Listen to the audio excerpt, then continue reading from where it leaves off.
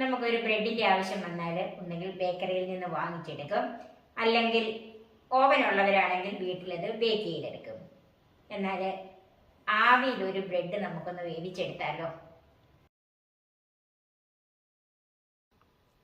Hi, എല്ലാവർക്കും നമസ്കാരം. എല്ലാവരെയും കുക്ക് വിത്ത് സോഫിയിലേക്ക് സ്വാഗതം ചെയ്യുന്നു.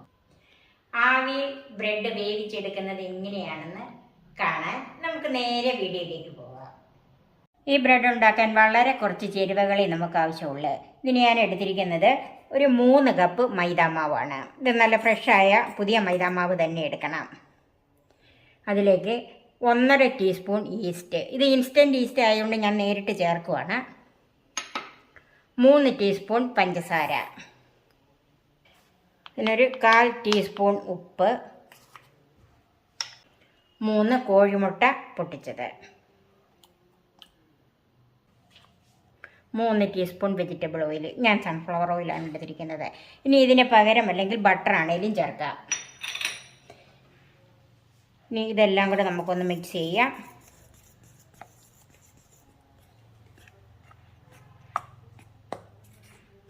ഈ മുട്ടയും ഈസ്റ്റും പഞ്ചസാരയും ഉപ്പും എല്ലാം എല്ലാ ഭാഗത്തും വരണം.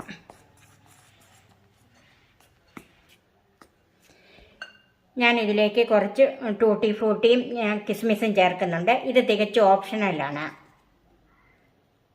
3 കളറും കുറേശ്ശെ ചേർക്കുന്നുണ്ട്.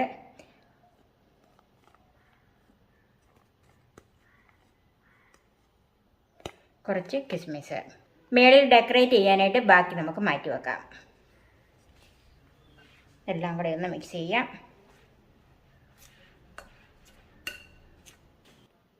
ഇതിലേക്ക് വെള്ളം ചേർക്കാം. ചെറു ചൂടുള്ള വെള്ളമാണ് ഇതിനാവശ്യം. ഈസ്റ്റൊക്കെ ഇന്ന് പൊങ്ങി വരാനായിട്ട് ചെറു ചൂടുള്ള വെള്ളം ആവശ്യമായതുകൊണ്ട് ഇത് ഞാൻ 1 കപ്പ് വെള്ളം ഒഴിക്കുവാണ്. ഇത് സാധാരണ ബ്രെഡ് ഉണ്ടാക്കുന്നത് പോലെ ഒത്തിരി കുഴയ്ക്കൊന്നും വേണ്ട. ഇത് സാമാന്യ ലൂസായിട്ട് വേണം ഇത് കുഴച്ചെടുക്കാൻ. 3 കപ്പ് മൈദയല്ലേ എടുത്തിരിക്കുന്നത്. ഇതിൻ്റെ വെള്ളത്തിൻ്റെ അളവ് കുറവാണ്. ഞാനൊരു 1/2 കപ്പ് വെള്ളം കൂടെ എടുത്തിട്ടുണ്ട്. അതിൽ കുറേശ്ശെ വേണം ഇനി ഒഴിച്ചു കൊടുക്കാൻ.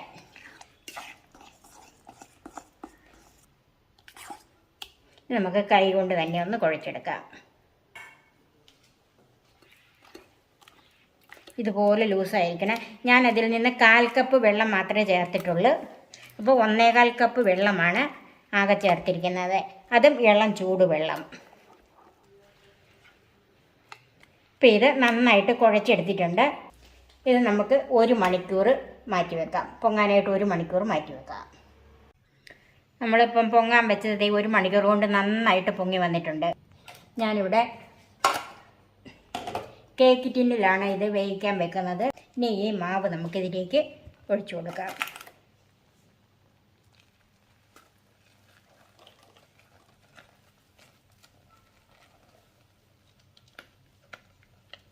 ഈ സമയത്ത് സ്റ്റീമറിലോ അപ്പച്ചെമ്പിലോ ഏതിലെങ്കിലും വെള്ളം ഒന്ന് ചൂടാകാൻ വെക്കണം. ഇതൊന്ന് ഇങ്ങനെ ടാപ്പ് ചെയ്യണം. ഞാനൊരു സ്റ്റീമറിൽ വെള്ളം ഒന്ന് തിളപ്പിച്ചിട്ടിട്ടുണ്ട്. എന്നിട്ട് തീ ഓഫ് ചെയ്ത് ഈ ആവിയിൽ വേവിക്കാനുള്ള ഈ പാത്രം ഇതിലേക്ക് ഇറക്കി വെച്ച് കൊടുക്കണം. തീ ഓഫ് ചെയ്യണം. എന്നിട്ട് ഇതിങ്ങനെ അടച്ച് 20 മിനിറ്റ് ഈ ചൂടിൽ തന്നെ ഇരിക്കണം. ഇപ്പം നമ്മൾ ചൂടിൽ വെച്ചിട്ട് 20 മിനിറ്റായി. കണ്ടോ, നന്നായിട്ട് പൊങ്ങി വന്നിട്ടുണ്ട്. കണ്ടോ, ഇതിങ്ങനെ ഈ 20 മിനിറ്റ് ചൂടിൽ വെച്ചത് എന്തിനാണെന്ന് വെച്ചാൽ നമ്മൾ ടാപ്പ് ചെയ്യുകയും തിരിച്ച് ഇങ്ങോട്ടിട്ട് ടാപ്പ് ചെയ്തപ്പോഴത്തേക്കും കുറച്ച് താന്നു പോയില്ലേ, അതൊന്നോടെ സെറ്റാകാനും പൊങ്ങി വരാനും വേണ്ടിയിട്ടാണ് ഇങ്ങനെ ഈ ചൂടിൽ 20 മിനിറ്റ് വെച്ചിരുന്നത്. കുറച്ച് ടൂട്ടി ഫ്രൂട്ടിയും കിസ്മിസും ഇതിൻ്റെ മുകളിൽ ഇട്ട് കൊടുത്തിട്ടുണ്ട്. ഇനി നമുക്ക് അടപ്പ് വെച്ച് അടച്ചിട്ട് തീ കൊടുക്കാം. ഇനി ഇത് 25 മുതൽ 30 മിനിറ്റ് വരെ വേവിച്ചുണ്ട്. അതായത് നന്നായിട്ട് ആവി വന്നു കഴിഞ്ഞിട്ട് തീ ഒന്ന് കുറച്ചിട്ട് കൊടുക്കണം. ഇപ്പോൾ ഒരു 30 മിനിറ്റായി. നമുക്കിതൊന്ന് നോക്കാം.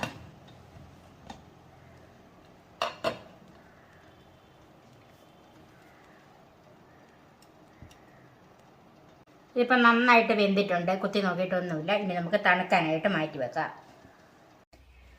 നമ്മുടെ ബ്രെഡ് നന്നായിട്ട് തണുത്തിട്ടുണ്ട്. നമുക്കൊരു പാത്രത്തിലേക്ക് മാറ്റാം. 30 മിനിറ്റ് കഴിഞ്ഞിട്ടുണ്ട്. നമുക്കിതൊന്ന് നോക്കാം. ഇപ്പോൾ ഒരു 30 മിനിറ്റായി. നമുക്കിതൊന്ന് നോക്കാം. ഇതിപ്പോൾ നന്നായിട്ട് വെന്തിട്ടുണ്ട്. കുത്തി നോക്കിയിട്ടൊന്നുമില്ല. ഇനി നമുക്ക് തണുക്കാനായിട്ട് മാറ്റി വെക്കാം. നമ്മുടെ ബ്രെഡ് നന്നായിട്ട് തണുത്തിട്ടുണ്ട്. നമുക്കൊരു പാത്രത്തിലേക്ക് മാറ്റാം. 30 മിനിറ്റ് കഴിഞ്ഞിട്ടുണ്ട്. നമുക്കിതൊന്ന് നോക്കാം.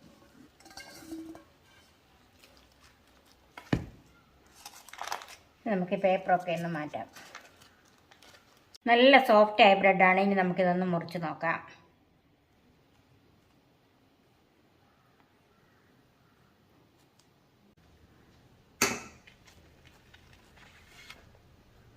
ഇത് കണ്ടോ, നല്ല സോഫ്റ്റാണ്. ഇത് കറി കൂട്ടിയും കറി കൂട്ടാതെയും ഒക്കെ കഴിക്കാം. ഇത് തീർച്ചയായിട്ടും നിങ്ങൾ ഉണ്ടാക്കി നോക്കണം. ഇത് വളരെ ഹെൽത്തിയായ ഒരു ബ്രെഡാണ്. കുട്ടികൾക്കും എല്ലാവർക്കും ഇഷ്ടപ്പെടുന്ന ഒരു ബ്രെഡാണിത്. എൻ്റെ ഈ ചാനൽ സബ്സ്ക്രൈബ് ചെയ്യാനും എൻ്റെ ഫേസ്ബുക്ക് പേജ് ലൈക്ക് ചെയ്യാനും ഷെയർ ചെയ്യാനും കമൻറ്റ്സ് അറിയിക്കാനും മറക്കരുത്. പുതിയ പുതിയ വിഭവങ്ങളുമായി നമുക്ക് വീണ്ടും കാണാം. ഞാൻ സോഫി കുര്യാക്കോസ്.